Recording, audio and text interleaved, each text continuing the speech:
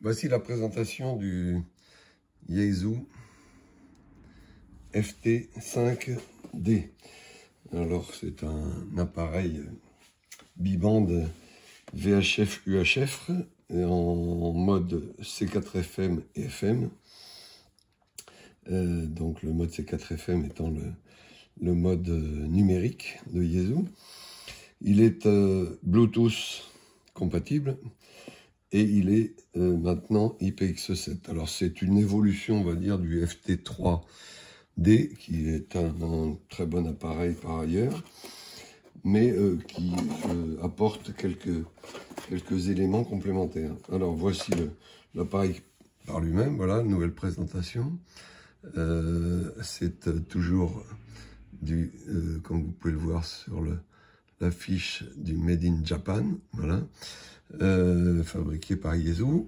Il y a une batterie de 2200 mAh, voilà, 2200 mAh au lithium-ion qui se clipse à l'arrière de l'appareil comme ceci.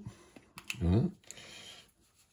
Il y a une antenne qui se visse sur la prise SMA femelle sur l'appareil et donc SMA mâle sur l'émetteur. Voilà, antenne bibande. Dans l'emballage, vous trouvez un chargeur standard pour 220 volts. Vous trouvez également un adaptateur multi-standard pour l'alimentation secteur. Il y a un clip ceinture. L'originalité, c'est qu'il est fourni avec un système de clip rapide qui se fixe derrière l'appareil, sur lequel on peut mettre le clip ceinture également ici, et qui permet d'un clic de déverrouiller l'appareil.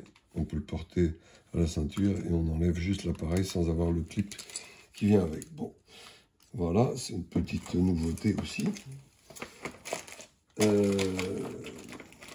Et il y a également un câble de connexion PC en USB pour faire les mises à jour du firmware éventuellement. Il y a un manuel aussi qui pour l'instant nous n'avons pas en français, mais qui sortira en français dans les quelques jours, semaines qui viennent.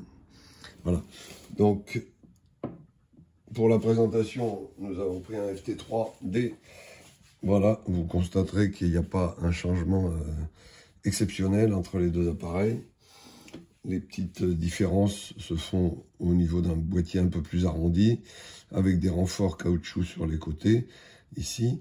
L'écran est sensiblement de même qualité, un tout petit peu plus brillant sur le FT5D, mais enfin, c'est pas spectaculaire.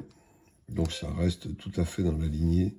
Voilà, je pense qu'on ne voit pas une différence colossale entre les deux écrans qui sont réglés sur le même niveau. Voilà, il est IPX7, donc c'est quand même un plus. Ils ont mis des boutons de couleur, bon, sur le côté pour la mise en route et pour la touche PTT. Bon, c'est des couleurs relativement soft, c'est pas trop fluo, mais voilà. Donc l'écran, on retrouve l'écran tactile du FT3, voilà. Il suffit de cliquer sur la fréquence. Le changement de fréquence se fait par le rotateur ici, et le niveau de volume se fait sur le bouton rotatif, la couronne, et avec un témoin dans l'écran qui vous indique le niveau sur lequel vous êtes réglé. Voilà, il y a les fonctions étaient un petit peu améliorées au niveau de la fluidité dans les menus, notamment pour enregistrer des mémoires et pour faire un scan des mémoires occupées, etc. La disposition des touches est également un peu différente. On a un accès au menu rapide en simple clic sur la touche F. Et là, vous avez accès assez facilement aux fonctions principales. Là, le réglage de la puissance sur 4 niveaux. Voilà. Vous avez accès, alors pour revenir en arrière, vous appuyez sur Back. Vous avez les accès rapides sur notamment l'analyseur de spectre, le bandscope qui s'affiche en dessous. Voilà, ça ce sont dans tous les menus rapides, après on peut détailler. Donc bon, éventuellement le display des informations GPS, puisqu'il intègre une antenne GPS ici sur le dessus. Voilà. Vous avez aussi, toujours dans les menus rapides, la possibilité de changer le type de squelch, CTCSS, DCS, etc. Et les codes de squelch, de DCS, CTCSS ici, en accès rapide. Et voilà les fonctions principales, on va dire. LED light, bon ça c'est un peu gadget, c'est pour se servir des deux voyants qui indiquent par ailleurs les bandes. Vous pouvez aussi le mettre en mode de triple réception, voilà. Vous avez la radio à la fois et les deux autres bandes en dessous qui ont une priorité sur la réception. Et ensuite, si vous voulez rentrer dans les menus plus détaillés, il faut rester appuyé sur la touche menu.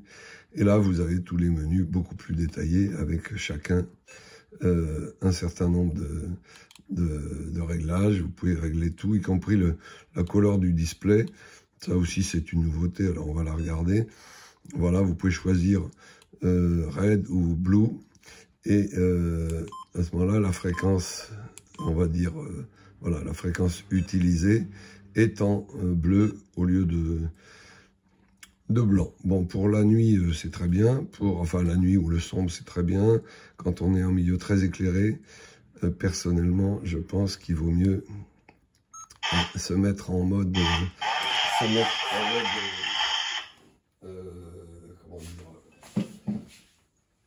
blanc, affichage blanc, voilà. Donc, on va le remettre en mode display color blanc. C'est plus visible, surtout quand on est très éclairé. Alors après, évidemment, je passe pas en revue tous les réglages qui sont extrêmement nombreux.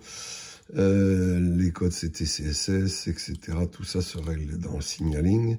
Le type de squelch, si c'est le code en émission, en réception, etc. Il y en a énormément. Configuration, les principaux, c'est la configuration. Le step, ça c'est les pas d'incrémentation, ça c'est important. Les shift répéteurs, voilà, il y a énormément de choses. Il est donc aussi dans les options, il est donc Bluetooth, voilà. Donc vous pouvez raccorder un système Bluetooth, on peut mettre une caméra. Sur le côté de l'appareil, on peut mettre une carte SD aussi pour mémoriser les fonctions d'enregistrement vocaux, etc. Et aussi la configuration de l'appareil. Voilà, j'essaye de faire le tour le plus rapide. Call sign, c'est pour rentrer votre indicatif ou votre identifiant. Voilà, donc les fonctions principales sont rapidement évoquées. Évidemment, il y a un affichage complet. Les informations de GPS, on voit qu'il est connecté au GPS. Là, il y a un petit témoin maintenant sur la façon de muter la bande secondaire. Vous pouvez voilà, baisser un peu le volume. Voilà. Alors, on en profite pour voir que la qualité du son est relativement améliorée. Surtout, la plage de réglage du volume est plus efficace que sur le modèle précédent. Et voilà, donc l'affichage est complet, vous avez la tonalité qui est affichée ici. Vous pouvez aussi, la différence, c'est que vous pouvez aussi en mode vous mettre en numérique sur la fréquence du bas et en numérique sur la fréquence du haut et du bas en même temps. Donc vous pouvez être en écoute C4 FM, double écoute, également en analogique, également en numérique, ce qui n'était pas le cas avant. Voilà, on le remet en mode FM, on peut être en mode FM normal en haut et en mode numérique en bas. Ou en FM ou numérique, on peut être en VV, UU, enfin on peut faire toutes les combinaisons que l'on veut. Voilà. Donc sur le côté de l'appareil, on trouve l'entrée micro-écouteur ici. Voilà. On trouve aussi sur le côté la touche enfin l'emplacement pour la carte SD au milieu, la fiche pour le raccordement sur le cordon PC et tout en bas la fiche d'alimentation pour le brancher sur le chargeur ou sur le cordon allume-cigare. Voilà.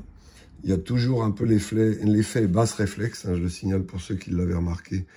Alors l'écran se diminue d'intensité tout seul pour économiser la batterie. Il suffit de recliquer sur l'écran et l'éclairage revient à la normale.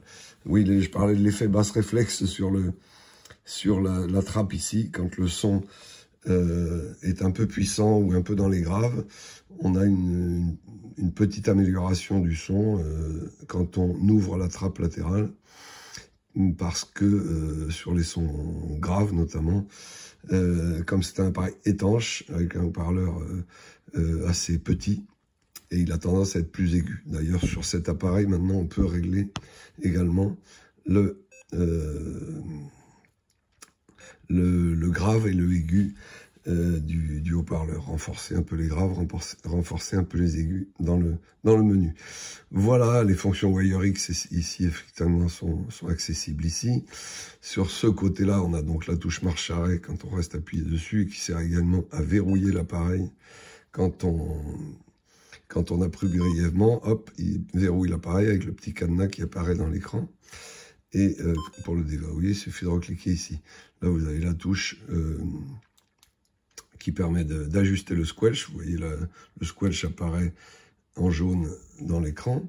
Et vous pouvez le régler avec le rotateur ici, en diminuant le niveau ou en augmentant le niveau. Voilà.